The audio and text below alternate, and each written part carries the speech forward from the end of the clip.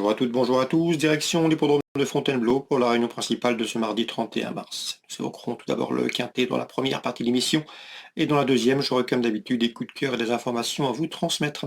Je vous invite également à liker ce programme, le partager via nos supports sociaux. Bon, pour ce quintet prix des Grandes Fontaines, j'aime beaucoup le 14 Aviasor, un cheval qui a couru 8 quintets, il s'est classé à 3 reprises parmi les 4 premiers, signant même 2 podiums. Récent deuxième d'un événement à Saint-Cloud s'annonce redoutable. À noter qu'il va découvrir la distance des 3000 mètres, mais à mon avis, cela ne va pas le déranger. Numéro 14, Aviasor. Numéro 2 de chasse, c'est un cheval également efficace en pareille société. Un cheval qui a remporté un quintet il y a de cela quelques temps sur la PSF de Chantilly, c'était en décembre 2024. Depuis, il a signé 2 podiums en autant de sorties cette année. La tenue ne lui fait pas défaut, il mérite crédit. Je placerai le numéro 6, Blarney, en troisième position. Il compte 3 succès en 12 courses courues. Il a remporté un handicap à Cagnes cet hiver et monte en puissance. Numéro 7, Timonet, se recommande de 5 podiums en 10 courses courues. La tenue, il en possède. Et dans ce lot, c'est un cheval à prendre en considération. Numéro 4, El Canet, est un cheval qui a remporté un handicap dernièrement sur les pentes de Senones.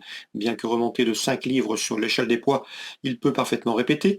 On retiendra également l'expérimenté Super Alex, numéro 12, un cheval toujours ingant malgré le poids des années. Il a couru 11 quintets en plat, il en a également couru en obstacle, mais en 11 quintets courus en plat, il a signé 6 places parmi les 5 premiers. Sachez également qu'il a terminé troisième de cette course en dernier. Une nouvelle fois, il devrait être dans le coup. Je terminerai cette sélection avec numéro 15, Mozart des Brières, un cheval qui a remporté une course à réclamer, mais qui depuis s'est illustré dans les handicaps. Lui sera avantagé par une piste assouplie, donc il veut la pleuvoir. N'hésitez pas à l'inclure plus haut dans votre sélection. Et le numéro 16, Ico, qui vient de remporter un handicap, qui avait remporté un handicap au mois d'octobre sur cette piste de Fontainebleau, qui depuis a pris des places. Il y tentera ici de venir brouiller les cartes. Résumé chiffré, 14, 2, 6 et 7. Devant le 4, le 12, le 15 et le 16. En partant, attention numéro 13, Dzielny, Vogitech. On passe maintenant au coup de cœur. Voici mes coups de cœur et informations pour la journée de ce mardi. Concernant Fontainebleau, dans la deuxième, j'aime beaucoup le 103 Calcara, proche de sa course. Ce 203 peut la trouver ici. On lui posera le 205 Moldira, perfectible, 203, 205.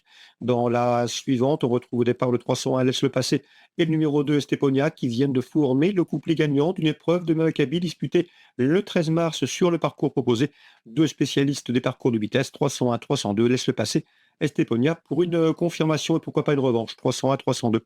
Concernant Nantes en Réunion 2, dans la 7e, j'aime beaucoup le 704 Magique BD qui, à mon avis, s'annonce redoutable. C'est un cheval qui a gagné en plat, qui a également gagné sur les obstacles et il s'est classé 4e de liste de l'Ouest cet hiver sur l'hippodrome de Pau. Pour ses débuts sur le steeplechase, il semble en mesure de franchir le poteau en tête, le 704 Magique BD. Concernant Lyon-Paris, les Réunions 3, plusieurs informations à vous transmettre.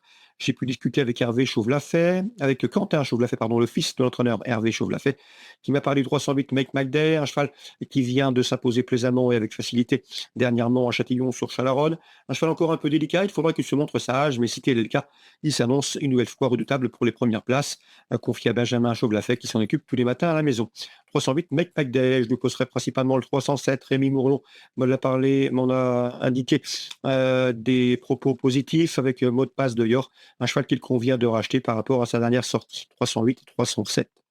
Concernant Laurent David, il effectue un long déplacement dans le centre-est, avec notamment le 508 Loving Green, qui a conclu l'exercice 2025 sur de plaisantes performances lors de ses 5 derniers parcours.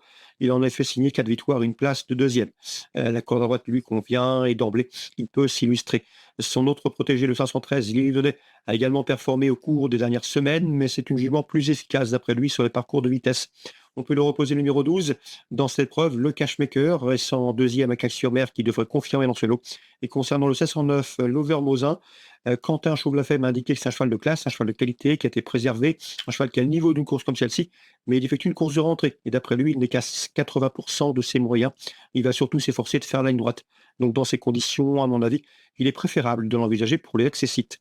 Donc la 5e en résumé chiffré, 508, 512 et 509. Concernant la Réunion 4 sur l'hippodrome de Vincennes, eh bien, Vincent Seguin m'a parlé en bien du 407 Iris du Perche. Le cheval est en forme et peut briguer une place dans ce lot.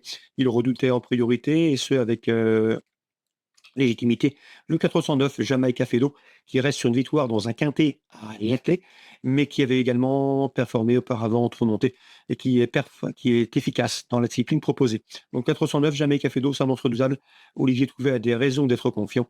Concernant le 407, Iris de Perche, selon Vincent Seguin, il n'est pas hors d'affaire pour le podium et la cote de